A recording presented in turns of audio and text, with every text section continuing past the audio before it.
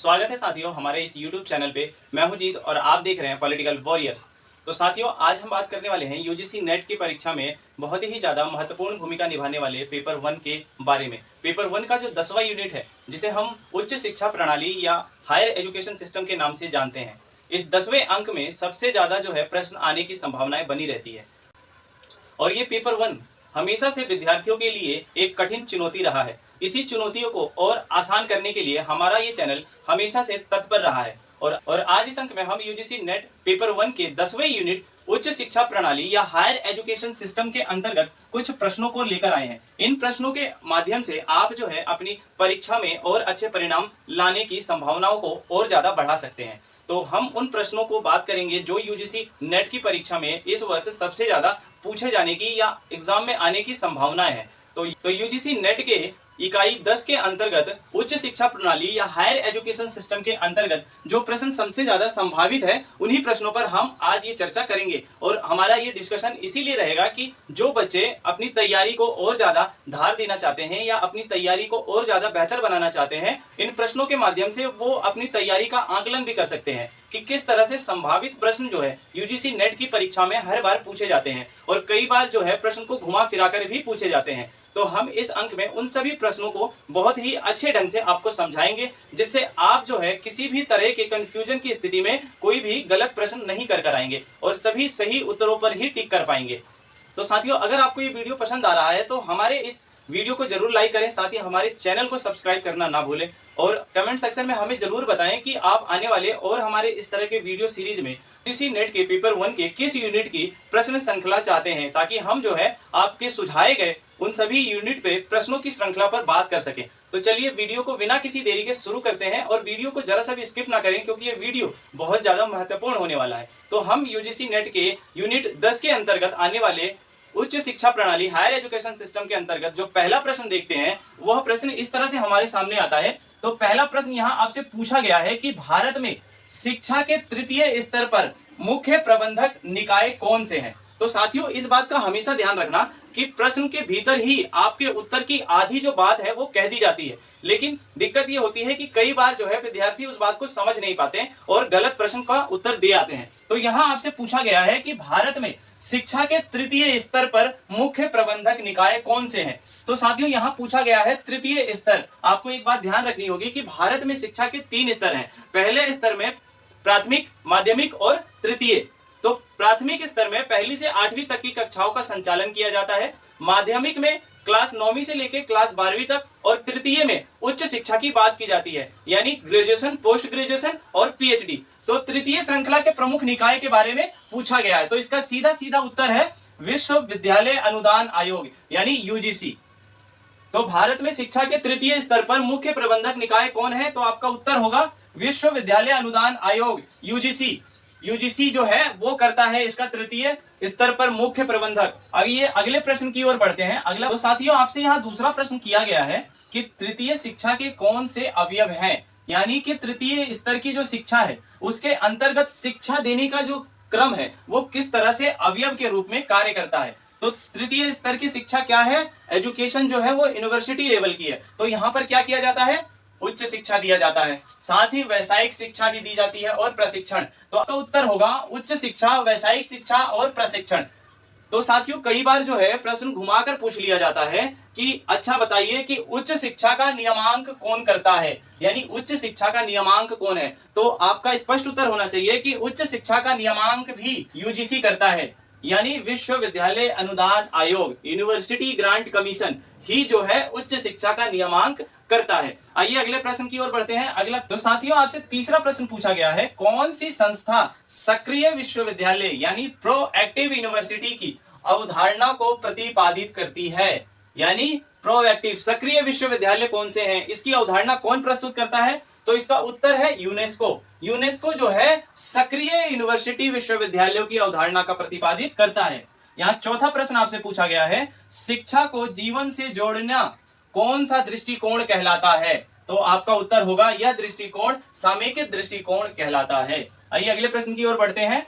पांचवा प्रश्न जो हमारा है, किसे कलकत्ता विश्वविद्यालय आयोग के रूप में जाना जाता है। तो आपका उत्तर होना चाहिए सेडलर आयोग। सेडलर आयोग को कलकत्ता विश्वविद्यालय आयोग के रूप में जाना जाता है।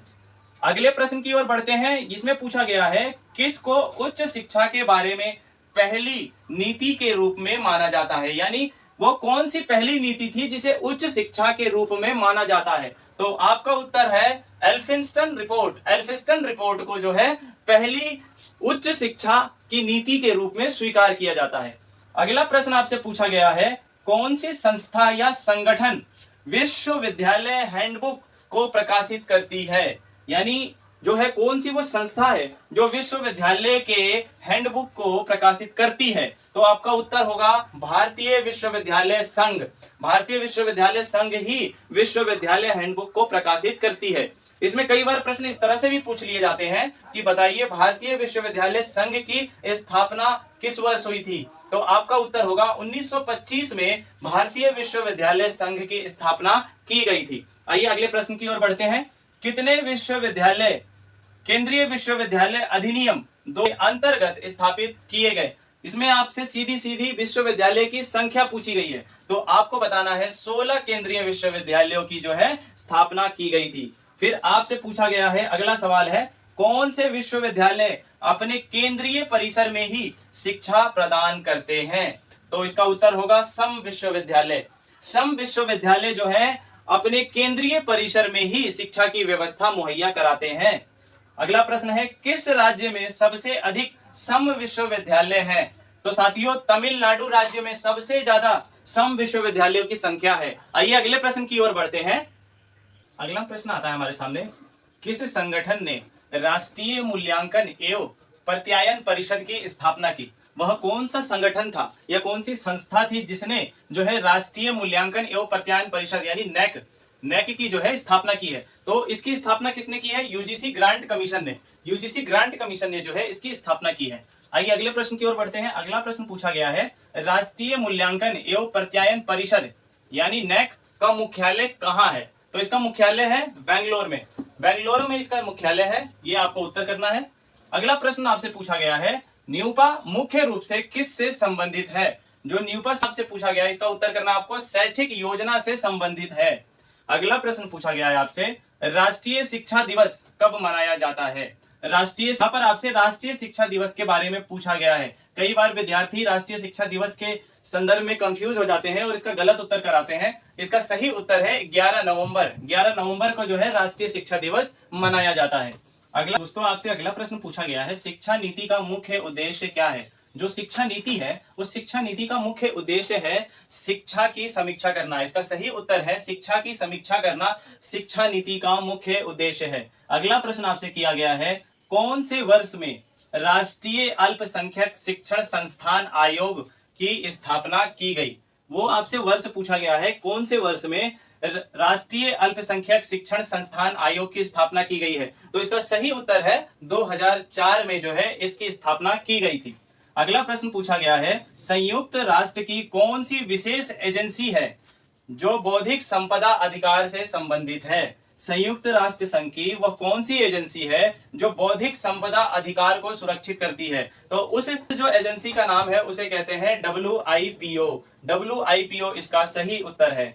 आइए दोस्तों आइए अगले प्रश्न की ओर बढ़ते हैं। अगला प्रश्न पूछा गया है 2013 में किस विश्वविद्यालय के केंद्रीय विश्वविद्यालय का दर्जा मिला, यानी उसे केंद्रीय विश्वविद्यालय का दर्जा दिया गया 2013 में। आपसे यहाँ पर विश्वविद्यालय का नाम पूछा गया है, तो इसका सही उत्तर है नालंदा विश्वविद्यालय। नालंदा विश्वविद्यालय को 2013 में केंद्रीय विश्वविद्यालय का दर्जा दिया गया। तो साथियों आपसे अगला प्रश्न पूछा गया है राष्ट्रीय संस्कृत विद्यापीठ कहाँ स्थित है। तो इसका सही उत्तर है तिरुपति में जो है राष्ट्रीय संस्कृत विद्यापीठ है स्थित किया गया है। अगला प्रश्न आपसे पूछा गया है कौन सी भाषा को सर्वप्रथम 2004 में शास्त्रीय भाषा का दर्जा मिला। वह कौन सी भाषा है जो 2004 में उसे शास्त्रीय भाषा की मान्यता दी गई। तो इसका सही उत्तर है तमिल। तमिल भाषा को जो है शास्त्रीय भाषा का दर्जा दिया गया 2004 में। तमिल भाषा का जो है उद्भव किया गया था, उसे ऋषि अगस्त द्वारा तमिल भाषा को बनाया गया था, यानी उसका उद्भव किया गया था। आपसे अगला प्रश्न पूछा गया है साथियों भारत का पहला आभासी विश्वविद्यालय कहां पर स्थापित है? तो इसका सही उत्तर है महाराष्ट्र में आभासी विश्वविद्यालय की स्थापना की गई है। अगला प्रश्न पूछा गया है, दक्षिण एशियाई विश्वविद्यालय कहां स्थित है? तो इसका सही उत्तर है साथियों नई दिल्ली। नई दिल्ली में जो है दक्षिण एशियाई विश्वविद्यालय स्थापित किया गया है। तो अगला प्रश्न देखते हैं। तो 2017 में कितने केंद्रीय विश्वविद्यालय थे? ये प्रश्न कई बार आ जाता है कि 2017 में कितने केंद्रीय विश्वविद्यालय को नामित किया गया था? तो इसका सही उत्तर है 47 विश्वविद्यालयों को 2017 तक जो है केंद्रीय विश्वविद्यालय का दर्जा दिया गया था। आइए अगले प्रश्न की ओर बढ़ते हैं। तो आपसे अगला प्रश्न पूछा गया है, विक्रम साराभाई अंतरिक्ष अनुसंधान केंद्र कहां स्थित है? आपसे ये पूछा गया है कि विक्रम साराभाई अंतरिक्ष अनुसंधान केंद्र कहां स्थित है? तो इसका सही उत्तर है दोस्तों तिरुवनंतपुरम। तिरुवनंतपुरम में जो है विक्रम साराभाई अंतरिक्ष अनुसंधान केंद्र स्थापित है। आपसे अगला प्रश्न पूछा गया है, कौन सी परिषद को वर्ष 2013 में भंग कर दिया गया? वह कौन सी परिषद थी जिसे 2013 में भंग कर दिया गया? तो इसका सही उत्तर है दूरस्थ शिक्षा परिषद। दूरस्थ शिक्षा परिषद को जो है 2013 में भंग कर दिया गया, जिसे डिस्टेंस एजुकेशन काउंसिल कहते हैं। अगला प्रश्न आपसे किया गया है, कोशिकीय और अवर्णिक जीव विज्ञान केंद्र कहां स्थित है? तो इसका सही उत्तर है दोस्तों हैदराबाद में। आइए अगले प्रश्न की ओर बढ़ते हैं। अगला प्रश्न पूछा गया है, किस संवैधानिक संशोधन के अंतर्गत शिक्षा को समवर्ती सूची में स्थानांतरित किया गया? आपसे संशोधन के बारे में पूछा गया है कि वो कौन सा संशोधन है जिसके द्वारा जो है समवर्ती सूची में शिक्षा को लाया गया? तो यह संशोधन 42वां संशोधन कहलाता है। इसका सही उत्तर है। आइए अगले प्रश्न की ओर बढ़ते हैं और आपसे अगला प्रश्न पूछा गया है, महात्मा गांधी अंतरराष्ट्रीय हिंदी विश्वविद्यालय कहां पर स्थित है? तो इसका सही उत्तर है दोस्तों वर्धा। वर्धा में जो है महात्मा गांधी अंतरराष्ट्रीय हिंदी विश्वविद्यालय स्थित है। आपसे अगला प्रश्न पूछा गया है, किस वर्ष में केंद्रीय शिक्षा सलाहकार बोर्ड CABE की स्थापना हुई? तो इसका सही उत्तर है दोस्तों 1925 में इसकी स्थापना की गई थी।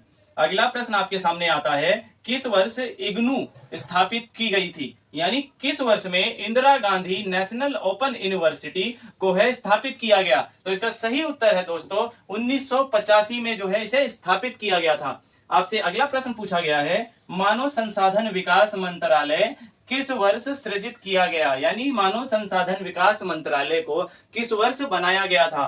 तो इसका सही उत्तर है दोस्तों 1985 में जो है इसका निर्माण किया गया था। UGC यूनिवर्सिटी ग्रांट कमीशन के पहले अध्यक्ष कौन थे? तो इसका सही उत्तर है श्री CD देशमुख जो थे इसके पहले अध्यक्ष के रूप में कार्यरत किए।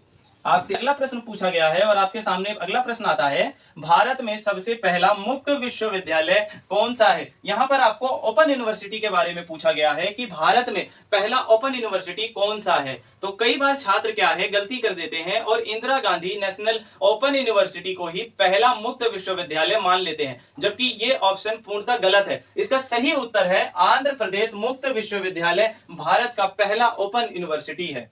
तो साथियों आइए अगले प्रश्न की ओर बढ़ते हैं और अगला प्रश्न आपसे पूछा गया है, भारत का उच्च शिक्षा संस्थानों में नामांकन के संदर्भ में कौन सा स्थान है? यानी इसमें सीधा सीधा पूछा गया है कि जो भी उच्च शिक्षा है संस्थानों के भीतर जो कराई जाती है उसमें नामांकन जो दाखिला की प्रक्रिया है उसके संदर्भ में आपसे उसके स्थान के बारे में पूछा गया है, उसके रैंक के बारे में पूछा गया है। तो इसका सही उत्तर है दूसरा, यानी सेकंड जो स्थान है वो भारत को प्राप्त है उच्च शिक्षा के नामांकन के रूप में। तो आइए और प्रश्नों को हम देखते हैं, की ओर बढ़ते हैं और देखते हैं अगला प्रश्न क्या है। तो आपसे पूछा गया है, किसके द्वारा मेटा विश्वविद्यालय की अवधारणा प्रतिपादित की गई? यानी किसके द्वारा की गई है? तो इसका सही उत्तर है साथियों मैसाचुसेट्स प्रौद्योगिकी संस्थान के द्वारा जो है मेटा विश्वविद्यालयों की अवधारणा प्रस्तुत की गई है। अगला प्रश्न पूछा गया है, आपके सामने अगला प्रश्न आता है, किस वर्ष में राष्ट्रीय प्रत्यायन बोर्ड की स्थापना हुई? तो इसका सही उत्तर है 1994 में जो है राष्ट्रीय प्रत्यायन बोर्ड की स्थापना की गई। आपके सामने अगला प्रश्न आता है दोस्तों, अलीगढ़ मुस्लिम विश्वविद्यालय किस वर्ष स्थापित हुआ? यानी किस वर्ष इसे स्थापित किया गया था? तो इसका सही उत्तर है 1875 में इसे स्थापित किया गया था। अगला प्रश्न आपके सामने आता है, स्वतंत्र भारत के शिक्षा मंत्री कौन थे? जब भारत स्वतंत्र हो गया उसके उपरांत भारत के शिक्षा मंत्री बने अबुल कलाम आजाद। यह है आपका सही उत्तर। सही उत्तर है दोस्तों अबुल कलाम आजाद। अगले प्रश्न आपके सामने आता है, विश्व में छात्र नामांकन के मामले में सबसे बड़ा विश्वविद्यालय कौन सा है? यानी एडमिशन के मामले में, दाखिले के मामले में विश्व का सबसे बड़ा विश्वविद्यालय आपसे पूछा गया है। तो सबसे बड़ा विश्वविद्यालय Indira Gandhi national open university नई दिल्ली है, यानी इग्नू जो है वो विश्व का सबसे बड़ा एडमिशन के तौर पर विश्वविद्यालय साबित होता है। आपके सामने अगला प्रश्न आता है, दूरस्थ शिक्षा परिषद ने वर्ष 2002 में दूरस्थ एवं मुक्त शिक्षा के लिए अर्जुन सिंह केंद्र की स्थापना किस विश्वविद्यालय में की? तो इसका सही उत्तर है दोस्तों, जामिया मिलिया इस्लामिया विश्वविद्यालय में इसकी स्थापना की गई थी। आपके सामने अगला प्रश्न आता है, पहली निजी संस्था जिसे 1976 में डीम्ड विश्वविद्यालय का दर्जा दिया गया वह कौन सा था? डीम्ड विश्वविद्यालय का दर्जा दिया गया वो कौन सा विश्वविद्यालय था? तो इसका सही उत्तर है दोस्तों, मणिपाल उच्च शिक्षा अकादमी। इसे जो है 1976 में डीम्ड विश्वविद्यालय का दर्जा दे दिया गया। आपके सामने अगला प्रश्न आता है, भारतीय जनसंचार संस्थान कहां पर स्थित है? तो इसका सही उत्तर है साथियों, नई दिल्ली में इसका जो है स्थापित किया गया था। आपके सामने अगला प्रश्न आता है, भारत का पहला रक्षा विश्वविद्यालय कहां पर स्थित है? तो इसका सही उत्तर है गुड़गांव में। गुड़गांव में जो है पहला भारतीय राष्ट्रीय रक्षा विश्वविद्यालय स्थापित किया गया है। आपके सामने अगला प्रश्न आता है, साक्षरता मिशन कब स्थापित किया गया था? तो इसका सही उत्तर है 1988 में साक्षरता मिशन को स्थापित किया गया था। आपके सामने अगला प्रश्न आता है, राष्ट्रीय अध्यापक शिक्षा परिषद का मुख्य उद्देश्य क्या है? इसका मुख्य उद्देश्य के बारे में आपसे पूछा गया है। तो इसका सही उत्तर है दोस्तों, शिक्षा के क्षेत्र में अनुसंधान को बढ़ावा देना ही राष्ट्रीय अध्यापक शिक्षा परिषद का मुख्य उद्देश्य है। आपके सामने अगला प्रश्न आता है, राष्ट्रीय शैक्षिक अनुसंधान और परीक्षण परिषद की स्थापना कब हुई थी? तो इसका सही उत्तर है दोस्तों, 1961 में जो है इसकी स्थापना की गई थी। आपके सामने अगला प्रश्न आता है, भारत ने अंटार्कटिक पर कौन से शोध स्टेशन की स्थापना की है? तो इसका सही उत्तर है दक्षिण गंगोत्री। इसी तरह आपके सामने अगला प्रश्न आता है कि कौन सा केंद्रीय विश्वविद्यालय नहीं है? ध्यान रखना, इसके बारे में आपको पूछा है, नहीं है के बारे में पूछा है। तो ओस्मानिया विश्वविद्यालय जो है वो केंद्रीय विश्वविद्यालय की श्रेणी में नहीं आता है। तो साथियों, इस तरह से ये कुछ प्रश्न थे जो उच्च शिक्षा प्रणाली या हायर एजुकेशन सिस्टम के तौर पर बनते हैं। उन सभी प्रश्नों के बारे में आज इस अंक में हमने चर्चा की और उन सभी प्रश्नों के साथ उनके उत्तरों को जाना। मुझे पूरी आशा है कि ये वीडियो आपके लिए यूजीसी नेट की परीक्षा के संदर्भ में बहुत ही ज्यादा लाभदायक सिद्ध होगा। अगर आपको वीडियो पसंद आया तो हमारे इस वीडियो को लाइक जरूर करें और कमेंट सेक्शन में जरूर बताएं कि आप जो है पेपर 1 के और कौन से टॉपिक पर इस तरह की और वीडियो चाहते हैं। हमें कमेंट सेक्शन में जरूर मेंशन करें ताकि हम और भी वीडियो आपके द्वारा दिए गए सुझावों से बना सकें। तो हमारे इस चैनल को सब्सक्राइब जरूर करें, अपने साथियों में शेयर करें और ज्यादा से ज्यादा लोगों तक पहुंचाएं ताकि यूजीसी नेट की परीक्षा जो है ज्यादा से ज्यादा जो विद्यार्थी हैं उसे जो है पास कर सके। तब तो साथियों, मैं मिलूंगा आपको नए वीडियो में एक नए टॉपिक के साथ। तब तक के लिए जय भारत, जय हिंद।